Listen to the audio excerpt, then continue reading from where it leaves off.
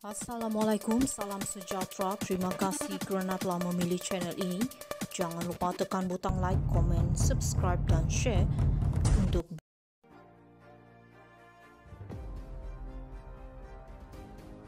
Terry Rudin tiada dalam senarai calon Hakim Besar Malaya dicadang Maimun kepada Anwar.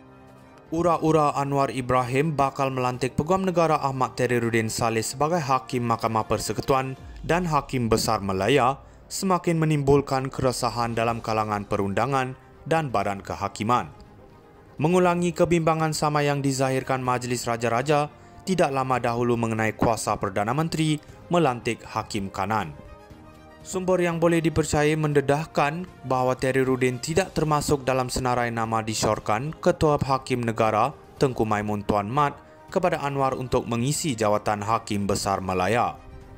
Jawatan itu dikosongkan selepas persaraan Zabidin Diah pada 29 Februari lalu. Tengku Maimun difahamkan telah mengesyorkan senarai nama kepada Anwar mengikut Perkara 122B Perlembagaan Persekutuan, di mana pelantikan ke jawatan tertinggi kehakiman selain Ketua Hakim hendaklah dirunding bersama Ketua Hakim. Perkara 122B juga menyatakan bahawa hanya selepas proses tersebut, Perdana Menteri boleh menasihati Yang di-Pertuan Agong yang seterusnya akan bermesyuarat dengan Majlis Raja-Raja. Seorang pegawai di Jabatan Perdana Menteri enggan mengulas mengenai perkara itu, sebaliknya berkata kerajaan tidak terikat dengan cadangan Ketua Hakim. Pendirian itu jauh berbeza daripada janji Anwar untuk tidak terlibat dalam pelantikan hakim hanya beberapa bulan selepas menjadi Perdana Menteri.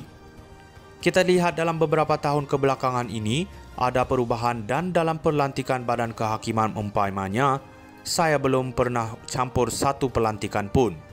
Saya ikut proses Suruhanjaya Pelantikan Kehakiman JAC dan kemudian Ketua Hakim Negara mengemukakan nama dan saya terima. Alasan yang mengatakan bahawa Perdana Menteri tidak terikat dengan nasihat CJ tidak disenangi beberapa hakim kanan, di sebalik ingatan mengenai campur tangan kerajaan dalam badan kehakiman selama beberapa dekad. Itulah yang menjadi kebimbangan utama sekarang ini. Terdapat kebimbangan akan berulangnya campur tangan eksekutif dalam badan kehakiman, kata sumber dari badan kehakiman bercakap kepada Malaysia Now dengan syarat namanya tidak disiarkan. Pada 2018, gabungan itu berjanji memastikan pelantikan hakim berdasarkan merit dan pengalaman, serta menghapuskan kuasa Perdana Menteri dalam mempengaruhi pelantikan hakim. Pelantikan Ketua Hakim Negara dan Presiden Mahkamah Rayuan melalui jalan belakang seperti yang diamalkan oleh UMNO dan Barisan Nasional akan dihentikan serta-merta. Janji serupa diulangi pada pilihan raya umum yang lalu. Harapan akan terus mempertahankan integriti sistem pentadbiran Malaysia dengan menghadkan kuasa badan eksekutif, menjamin kebebasan institusi perundangan dan menyusun semula aturan politik negara. Terry Rudin tiada dalam senarai calon Hakim Besar Malaya dicadang Maimun kepada Anwar. Ura-ura Anwar Ibrahim bakal melantik Peguam Negara Ahmad Terry Rudin Saleh sebagai Hakim Mahkamah Persekutuan dan Hakim Besar Malaya semakin menimbulkan keresahan dalam kalangan perundangan dan badan kehakiman. Mengulangi kebimbangan sama yang dizahirkan Majlis Raja-Raja tidak lama dahulu mengenai kuasa Perdana Menteri melantik Hakim Kanan. Sumber yang boleh dipercayai mendedahkan bahawa Terry Rudin tidak termasuk dalam senarai nama disyorkan Ketua Hakim Negara Tengku Maimun Tuan Mat kepada Anwar untuk mengisi jawatan Hakim Besar Malaya. Jawatan itu dikosongkan selepas persaraan Zabidin Diah pada 29 Februari lalu. Tengku Maimun difahamkan telah mengesyorkan senarai nama kepada Anwar mengikut Perkara 122B Perlembagaan Persekutuan, di mana pelantikan ke jawatan tertinggi kehakiman selain Ketua Hakim hendaklah dirunding bersama Ketua Hakim. Perkara 122B juga menyatakan bahawa hanya selepas proses tersebut, Perdana Menteri boleh menasihati Yang di-Pertuan Agong yang seterusnya akan bermesyuarat dengan Majlis Raja-Raja. Seorang pegawai di Jabatan Perdana Menteri enggan mengulas mengenai perkara itu, sebaliknya berkata kerajaan tidak terikat dengan cadangan Ketua Hakim. Pendirian itu jauh berbeza daripada janji Anwar untuk tidak terlibat dalam pelantikan hakim hanya beberapa bulan selepas menjadi Perdana Menteri.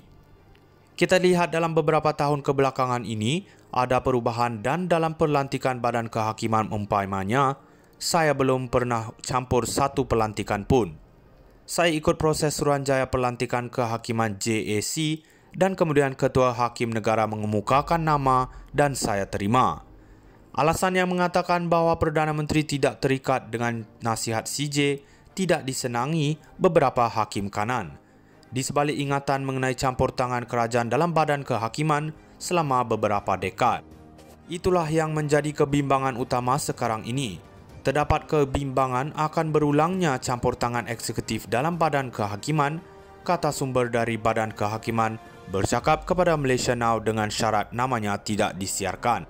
Pada 2018, gabungan itu berjanji memastikan pelantikan hakim berdasarkan merit dan pengalaman, serta menghapuskan kuasa Perdana Menteri dalam mempengaruhi pelantikan hakim. Pelantikan Ketua Hakim Negara dan Presiden Mahkamah Rayuan melalui jalan belakang seperti yang diamalkan oleh UMNO dan Barisan Nasional akan dihentikan serta-merta. Janji serupa diulangi pada pilihan raya umum yang lalu. Harapan akan terus mempertahankan integriti sistem pentadbiran Malaysia dengan mengehatkan kuasa badan eksekutif, menjamin kebebasan institusi perundangan dan menyusun semula aturan politik negara.